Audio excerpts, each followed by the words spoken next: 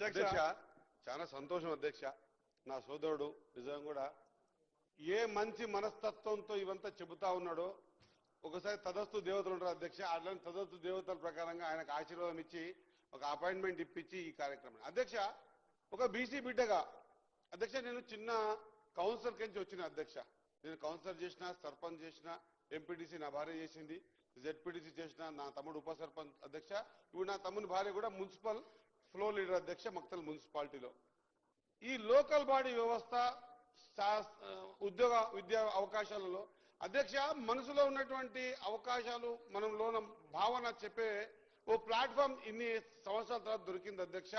ఇటువంటి ఇబ్బందులు ఇంకా బీసీ బిడ్డలు పడొద్దనే ఉద్దేశంతోనే ఇటువంటి ఇబ్బందులు ఇంకా రాబోయే రోజులలో నాట్ ఓన్లీ స్థానిక సంస్థలలో కాకుండా అంచెలంచెలుగా ఎదిగి చట్టసభలలో కూడా బీసీ బిడ్డలు వచ్చి తమ హక్కులు తమ అన్ని విషయాలలో తీసుకుందామనే ప్రయత్నం జరగాల. అప్పుడు మాత్రమే బీసీ బిడ్డల భవిష్యత్తులు బాగుంటాయి. మనము రాబోయే తరాలకు కూడా మంచి ప్లాట్ఫామ్ ఇచ్చిన వాళ్ళము అవుతామనే ఉద్దేశంతోనో ఆ సంకల్పంతోనే అధ్యక్ష మా నాయకుడు చెప్పిన మాట ఇస్ దేశ్ మే జిన్కి జితని ఆబాదీ హై ఉన్కో ఉतना హిస్సేదారి మిల్లా చాయి అనే ఉద్దేశంతో తీసుకున్న ఈ నిర్ణయానికి ఈ చర్చలు కాదు అధ్యక్ష కావాల్సింది. అధ్యక్ష ముందు మనం చట్టసభల వరకు రావాలా, స్థానిక సంస్థలలో మనము 42% తీసుకోవాలా. దానికి సంబంధించి ఇంకా బలోపేతం కావడానికి ఏ నిర్ణయాలు తీసుకోవాలి అధ్యక్ష. ఒకసారి మనం బయటపడ్డాక ఖచ్చితంగా రాబోయే రోజులలో అన్ని విషయాలలో కూడా 42% రిజర్వేషన్ తీసుకోవడానికి అవకాశాలు వస్తాయి అధ్యక్ష. మనం రావాల్సింది స్థానిక సంస్థల్లో బలపడాలా. మనం ఏ బిడ్డ గెలిచినా బీసీ బిడ్డనే కాబట్టి ఏ బిడ్డ గెలిచినా బీసీ బిడ్డనే గెలుస్తాడనే ఆలోచనతో మనం ముందుకు వచ్చినప్పుడు మాత్రమే దీన్ని బలపరిచినప్పుడు మాత్రమే మనం షెడ్యూల్ 9లో ఆనాడు కూడా జయలలిత గారిపై అడిగినప్పుడు ఈ తెలంగాణ ఇచ్చింది కాంగ్రెస్. ఆ రోజు పివి నరసింహారావు గారు ఆ 69% రిజర్వేషన్ కి యాక్సెప్ట్ చేసింది కూడా పివి నరసింహారావు గారు కాంగ్రెస్ లో ఉన్నప్పుడే చేసింది అధ్యక్ష. ఇప్పుడు మేము అక్కడ ఉన్న వాళ్ళని మా గంగుల కమలాకరణ కోరుతా ఉన్నా, మా పాయన్ శంకరని కోరుతా ఉన్నా. అక్కడ ఇక్కడ మధ్యలో భారతీయ జనతా పార్టీ అధికారంలో ఉంది అధ్యక్ష. వాళ్ళు చేయాల్సిన పనిని వాళ్ళు చేయకుండా లేదా అపార్ట్మెంట్ ఇప్పించకుండా అడిగితే కూడా ఇవ్వకుండా ఈ షెడ్యూల్లో పెట్టే అవకాశాలని దూరం చేసే ప్రయత్నం చేసుకుంటా నా సోదరు మాట్లాడుతూ ఉండు అధ్యక్ష. నా సోదర మనం నేను ఇంతకుముందు మాట్లాడదామంటే కొంత ఉండంలే ఇది ప్రశాంతంగానే పోదాం ఈరోజు అనుకున్నాం అధ్యక్ష. మా గంగుల కమలాకరణ కోరుతా ఉన్నా. ఒక మాజీ మంత్రి అధ్యక్ష మా సోదరుడు ఒక బీసీ మంత్రి పట్టుకొని ఈ విధంగా అనడం వల్ల చులకన అయితాం అధ్యక్ష.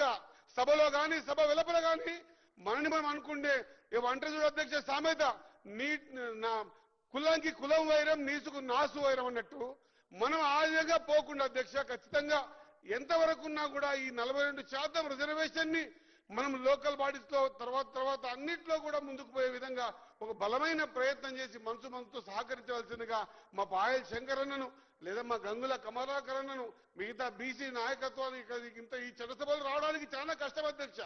ఆ అనుభవంతో చెప్తా ఉన్న అధ్యక్ష ఈ చట్టసభలు ఈ స్థానానికి రావడానికి ఒక బీసీ బిడ్డ మళ్ళొక జన్మ ఎత్తినంత ఇబ్బంది పడాల్సి వస్తుంది అధ్యక్ష. రాబోయే తరాలకైనా మనం ఒక మంచి ప్లాట్ఫామ్ ఇచ్చిన వాళ్ళం కావాల్సిందిగా మీ అందరితో రిక్వెస్ట్ చేస్తా ఉన్నా.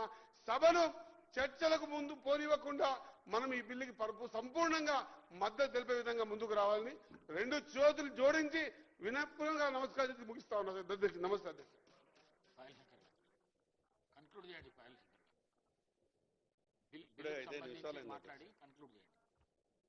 అధ్యక్ష నేను చాలా స్పష్టంగా కేవలం ఒక రాజకీయ పార్టీని నిందించాలనో లేదా రాజకీయ వ్యవహారాలతోనే నా నోటి నుంచి మాటలు నేను మాట్లాడతలేదు.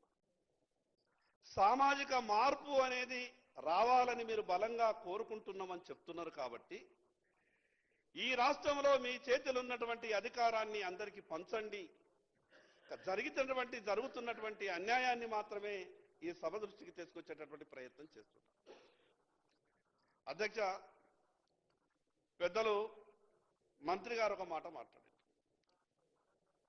అంతకుముందు గంగుల కమలాకర్ గారు కూడా ఈ దేశంలో ఏ రాష్ట్రాల్లో ఏ రకమైనటువంటి పరిస్థితులు సంభవించినాయి, ఏ రాష్ట్రంలో ఏ హైకోర్టులు ఏమేం చెప్పినాయి, చివరికి షెడ్యూల్ 9లో చేర్చినటువంటి విషయం మీద కూడా సుప్రీంకోర్టులో ఏం చర్చ జరిగింది, ఈ విషయాలన్నిటి మీద కూడా మాట్లాడారు.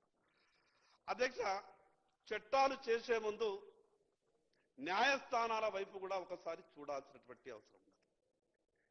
న్యాయస్థానాలకు కూడా చేసినటువంటి చట్టం మీద ఎక్కడా కూడా ఏ రకమైనటువంటి కామెంట్ చేసేటటువంటి పరిస్థితి కానీ మిగతా ఇబ్బందులు సృష్టించడానికి అవకాశాలు లేకుండా జాగ్రత్తగా చట్టాలు చేయాల్సినటువంటి అవసరం మన మీద ఉంది. అధ్యక్ష, గంగుల కమలాకర్ గారు కోరుకున్నట్టు ఇది 42% చట్టం కావాలా, అమలు కావాలా, ఆ భగవంతుడి దయతో ఎవరు కూడా కోర్టుకు పోవద్దు, ఎక్కడ ఎటువంటి ఆటంకాలు కలగకుండా బీసీలకు లబ్ధి జరగాలి.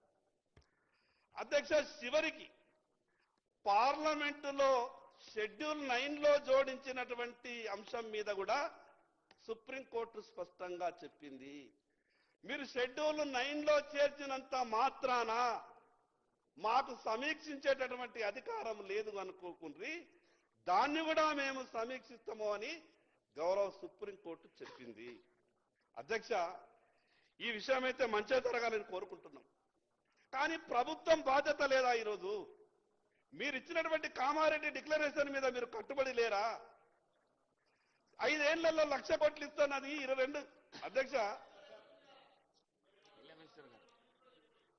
సార్, గౌరవ సభ్యులను కోరుతా ఉన్నాను, పూర్తి స్థాయిలో బిల్లుకు సంబంధించి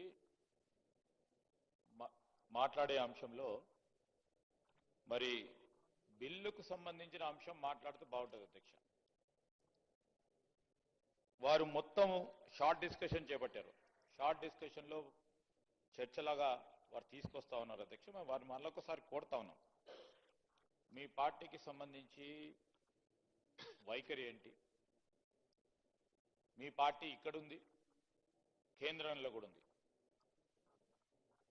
ఏదైనా పరిధిలో ఉన్న ఈ ప్రధానమైన అంశము గంగుల కమలాకర్ గారు కోరింది ఏంటి? 9th షెడ్యూల్లో అమెండ్మెంట్ తీసుకురండి, తీసుకొచ్చి పెట్టాలని కోరింది.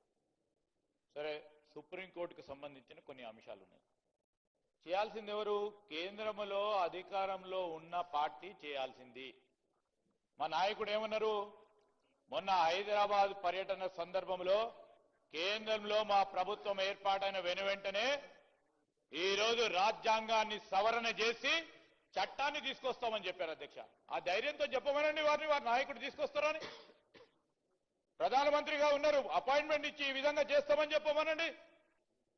వారు గొప్ప భాషను చెప్తా ఉన్నారు. అధ్యక్ష, కావాల్సింది అసలు ఈ రోజు కూడా చెప్తా ఉన్నాం, మీరు బడ్జెట్ కు సంబంధించిన అంశం మాట్లాడుతున్నారు. అధ్యక్ష, తప్పకుండా అవన్నీ సవరణ చేసే కార్యక్రమంలో ఇంతకుముందే మా సహచరులు చెప్పారు, మంత్రి గారు, ఇస్కా ఉత్నా ఆబాదీ ఉస్కా ఉత్నా హిస్సేదారీ అని చెప్పి ఆ క్రమంలోనే ఈ రాష్ట్ర ప్రభుత్వం, ముఖ్యమంత్రి గారు, ఉప ముఖ్యమంత్రి గారు, ఫైనాన్స్ మినిస్టర్ గారు ఒక ప్రణాళిక సిద్ధం చేసుకొని ఈ కమిషన్ ఏర్పాటు చేసుకొని జనాభా సంఖ్య తెచ్చుకొని రాజకీయ, విద్యా, ఉపాధి, సామాజిక పరిస్థితులను బట్టి ఈ రోజు బడ్జెట్ కేటాయింపులు కానీ ముందు రాబోయే కాలంలో జరుగుతాయి అనే ఒక అంశంతో ముందుకు పోతా ఉన్నప్పుడు ఈ రోజు చర్చ పెట్టండి. అధ్యక్ష, ప్రతి షార్ట్ డిస్కషన్ పెడదాం. ఆ విషయాలను అన్నిటిని కూడా ప్రస్తావన తీసుకురావడం కాదు. ఈరోజు బిల్లుకు సంబంధించి మీరు సమర్థిస్తా ఉన్నారా లేదా? స్పష్టంగా బిల్లుకు మేము సమర్థిస్తలేము అని చెప్పండి, అయిపోతుంది. మేము సమర్థించలేము అని చెప్పండి. సమర్థిస్తున్నామని చెప్తలేరు, సమర్థిస్తామని చెప్తున్నా. ఎట్టి పరిస్థితుల్లో దీన్ని ఆపు చేయాలనే ఉద్దేశం కనబడుతోంది. అధ్యక్ష, దయచేసి పాయల్ శంకర్ గారికి అన్ని విషయాలు తెలుసు, దాన్ని రౌండ్గా చెప్తా ఉన్నారు. అధ్యక్ష, ఈరోజు వారి పార్టీ అధికారంలో కేంద్రంలో ఉంది, చేయాల్సిన ధర్మం మాకంటే ఎక్కువ వారిపైన ఉంది. ఈరోజు మాకున్న పరిధిలో, ఈ రాష్ట్ర ప్రభుత్వం ఉన్న పరిధిలో మేము అన్ని 100% సాచ్యురేట్ చేసి ముందుకెళ్తా ఉన్నాం. ఆ విషయంలో పక్కన పెట్టి వారు చేసేది కూడా మా పైన నెట్టే కార్యక్రమం చేస్తా ఉన్నారు. ఇంకా అనేక అంశాలు, రాష్ట్ర ప్రభుత్వానికి సంబంధించిన అనేక అంశాలు మా పైన నెట్టడానికి ప్రయత్నం చేస్తా ఉన్నారు. కేంద్ర ప్రభుత్వం చేయాల్సింది. ఈరోజు శంకర్ గారికి అన్ని తెలుసు. దయచేసి బిల్లుకు సంబంధించి నేను గౌరవ స్పీకర్ గారిని కూడా కోరుతా ఉన్నాను. అధ్యక్ష, షార్ట్ డిస్కషన్ గా కాకుండా ఈరోజు బిల్లుకు సంబంధించిన అంశాలను గౌరవ సభ్యులు మాట్లాడి ఈరోజు ఎంత ఏకవచనంతో ఏకకాలంలో మరి ఏక సెంటెన్స్ తోని ఈరోజు మేము అందరం బలపరుస్తున్నాం అనే ఆ బిల్లు అధ్యక్ష దానిపైన చర్చ జరిపి దానిపైన దీన్ని ఆపు చేయాలని ప్రయత్నం చేయకుండా ముందుకు నడపాలని వారిని కోరుతా ఉన్నాను అధ్యక్ష. నేను మీ పార్టీ అధ్యక్షుడు 42% బీసీ రిజర్వేషన్లు ఇవ్వలేవని చెప్పింది కూడా క్లారిఫై. నేనేమడుగుతున్నా అంటే నేను గౌరవ సభాధిపతి గారిని కూడా కోరిన మూడ్ ఆఫ్ ది హౌస్ చాలా ఇంపార్టెంట్ ఎఫెక్షన్